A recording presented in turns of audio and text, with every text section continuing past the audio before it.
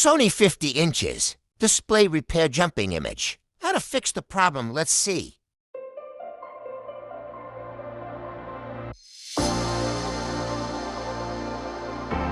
Subscribe to my channel.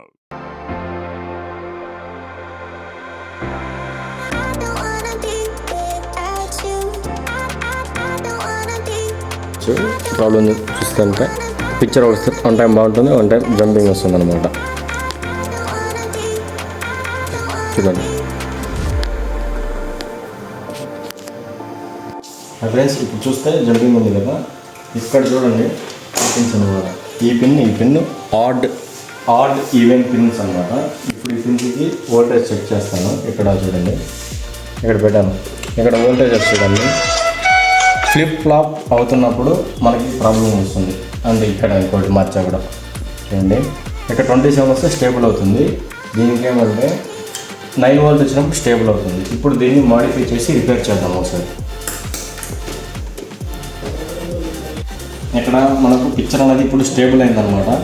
ఏంటంటే అంటే ఇక్కడ చూడండి, ఇక్కడ మాడిఫై చేసాం అనమాట. ఈ సెక్షన్లో మాడిఫై చేసాం వోల్టేజెస్ని. ఇప్పుడైతే మనం వోల్టేజ్ అయితే చెక్ చేద్దాం. ఇప్పుడు ఇక్కడ చూసుకుంటే మనకి ఇక్కడ ఎంత వోల్టేజ్ వస్తుంది,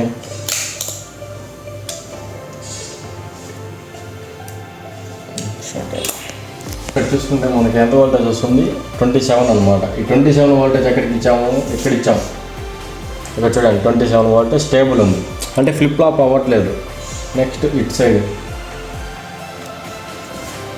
9 వోల్టేజ్ ఉందన్నమాట. అంటే ఈ వైర్ ఎక్కడికి ఇచ్చాము, ఇక్కడికి ఇచ్చాము, ఈ వైర్ ఇక్కడికి ఇచ్చాము అనమాట. అంటే వోల్టేజ్ ఫ్లిప్ ఫ్లాప్ అవ్వకుండా బైపాస్ చేసామన్నమాట. స్టేబుల్ చేసామన్నమాట. వోల్టేజ్ స్టేబుల్ చేస్తే మనకి పిక్చర్ అనేది ఇలా వచ్చిందనమాట క్లియర్గా. అండ్ మనకి ఇక్కడ చూసుకుంటే వర్టికల్ లైన్స్ ఉన్నాయి.